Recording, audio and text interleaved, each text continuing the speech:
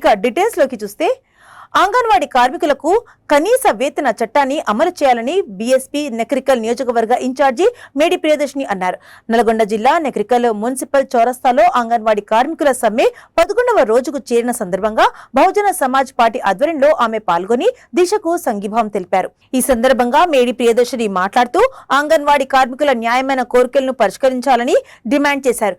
గత ఎన్నికలకు ముందు కేసీఆర్ మళ్లీ అధికారంలోకి వస్తే గ్రామ పంచాయతీ సిబ్బంది, కాంట్రాక్టు, అవుట్సోర్సింగ్ అంగన్వాడీ ఉద్యోగులను ఒక్క సంతకంతో పర్మనెంట్ చేస్తామని పగ్లాబాలు పలికి నేడు హామీలను బుట్ట దాఖలు చేస్తున్నారని విమర్శించారు.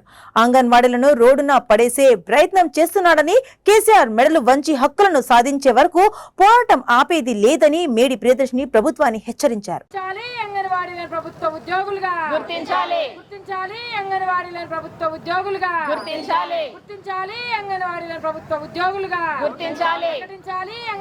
కనీస వేతనం 26,000 వెంటనే ప్రకటించాలి. అంగన్వాడీల కనీస వేతనం 26,000 వెంటనే ప్రకటించాలి. అంగన్వాడీల కనీస వేతనం 26,000 వెంటనే ప్రకటించాలి. వర్ధిల్లాలి anganwadi teachers and helpers union.